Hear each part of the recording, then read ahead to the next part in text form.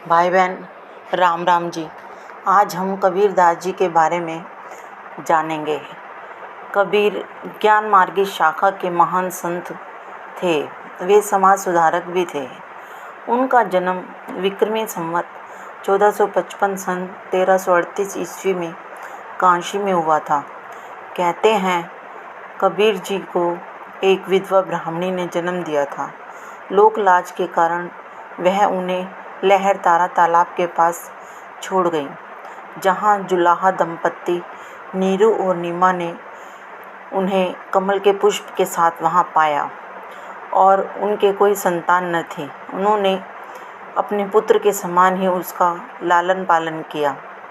समय आने पर कबीर जी का विवाह हुआ और उनकी पत्नी का नाम लोई था और उनके 2 बच्चे हुए, जिनका नाम पुत्र का नाम कमाल तथा पुत्री का नाम कमाली था।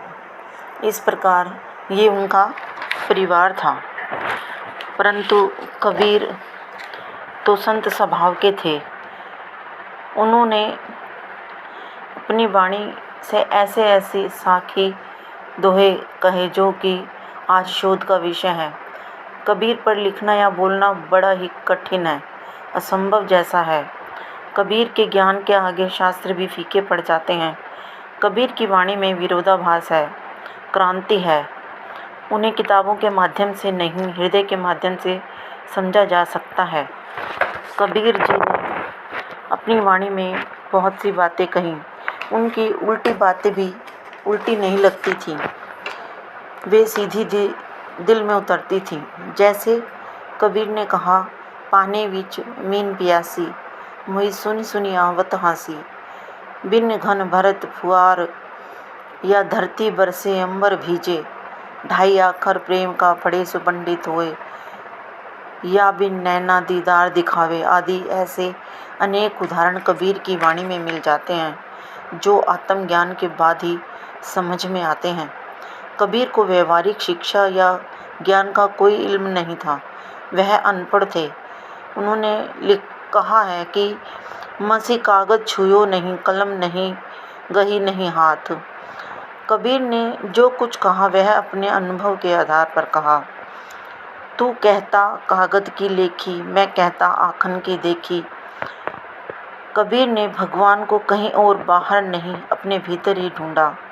स्वयं को पग पग पर परखा व निखारा। यही नाम उनके जीवन का सार और आधार है। कबीर कहते हैं, राम नाम निज अमृत सार, सुमिर सुमिर जन उतरे पार।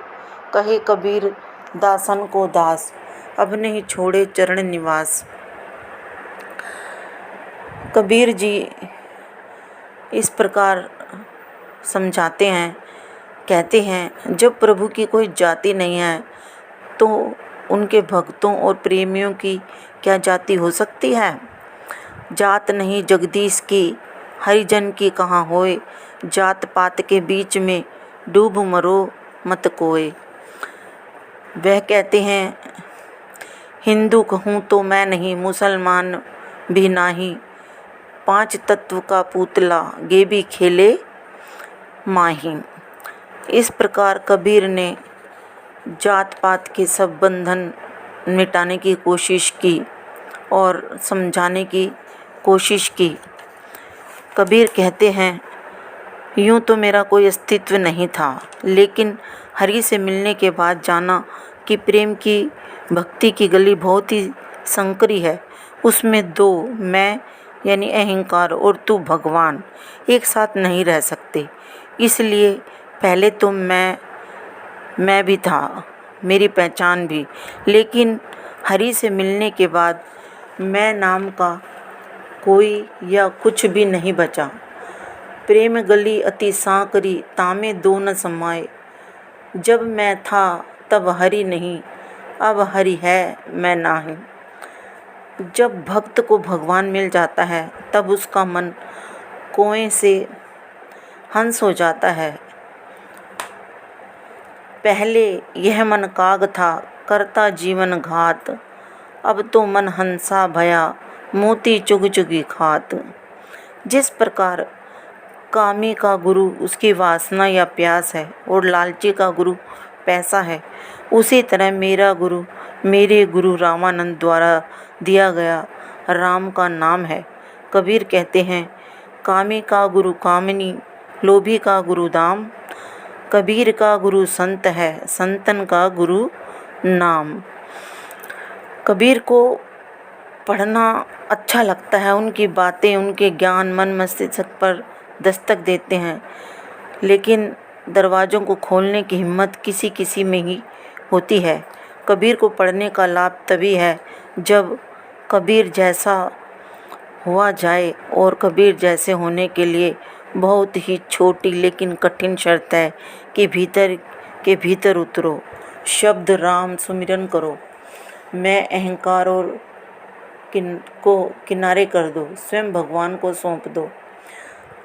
कबीर मत वाला नाम का, मद मत वाला नाही, नाम पियाला जो पिए सो मत वाला हाही। इस प्रकार कबीर ने समझाने का प्रयत्न किया है। कबीरा खड़ा बाजार में लिए लुकाठी हाथ, जो घर बारे आपना जो सो चले हमारे साथ। कबीर सच में निराले हैं, वे सदा अपने ऊपर ही उंगली उठाते हैं। उन्होंने समाज में फैली कुरीतियों के खिलाफ आवाज़ उठाई, मान्यताओं एवं परंपराओं के खिलाफ निडर होकर व्यंग किया, लेकिन कभी कभी इंसान पर या उसकी भावनाओं पर कोई छींटा कसी नहीं की। कागद मेरी नाव ही, पानी केरी गंग, कहे कबीर कैसे तरूं पंच कुसंगी संग। उन्होंने हमेशा अपने ऊपर ही बात कही, कभी किसी के ऊपर नहीं कही। इस जीवन यात्रा में मेरे साथ काम, क्रोध, मोह, माया आदि 5 दुर्जन साथी हैं। ऐसी स्थिति में मैं इस संसार रूपी गंगा से कैसे पार उतर सकूंगा। और अंत में उन्होंने कितनी बढ़िया बात कह दी, जो हर इंसान को अपनानी चाहिए कि बुरा जो देखन मैं चला, बुरा न मिलिया कोय, जो दिल खोजा अपना, मुझसे बुरा न कोय। और दूसरों की बुराई देखने वालों को उन्होंने ये बात कहकर बहुत भली भांति समझा दिया है कि पहले अपने अंदर ही बुराई होती है, दूसरे के अंदर देखने से पहले अपने अंदर झांक लेना चाहिए। जो शब्द रूपी ज्ञान के साथ कबीर सदा के लिए अमर हो गए। कहते हैं कबीर का जन्म एवं मृत्यु दोनों ही रहस्यमयी थी, अर्थात वह कमल के फूल पर प्रकट हुए थे, कहाँ से आए कोई नहीं जानता।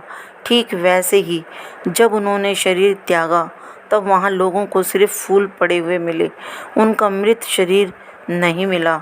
एक बात वह सदा लोगों से कहते थे और अंत में अपनी उसी बात को वे सार्थक कर गए।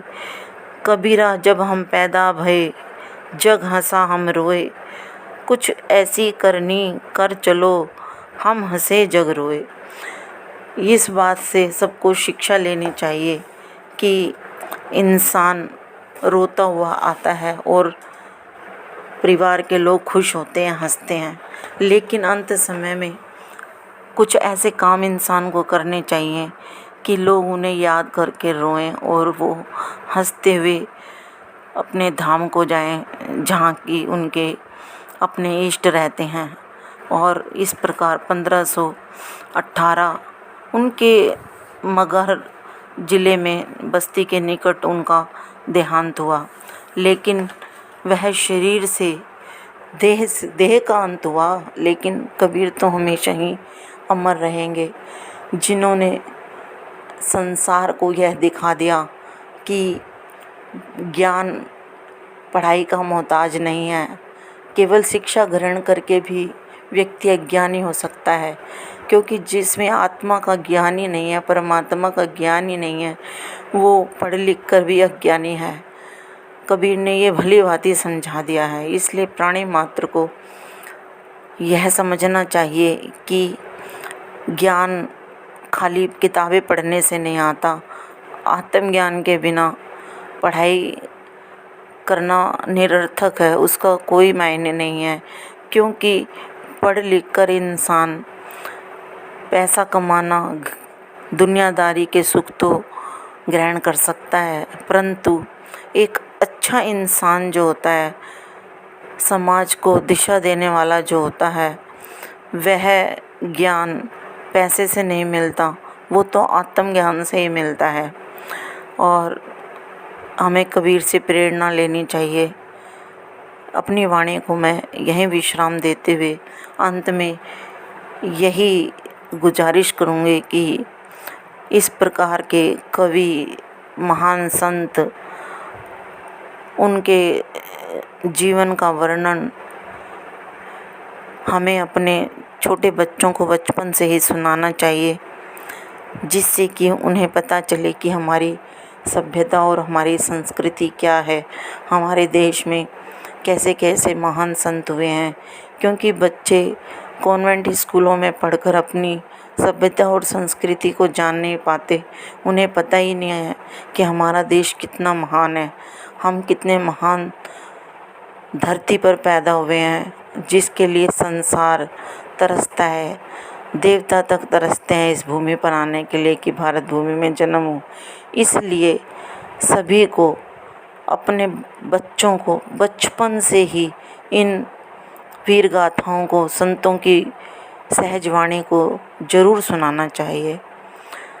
आपको ये बातें कैसी लगी हमें ज़रूर बताइएगा। जय राम जी के।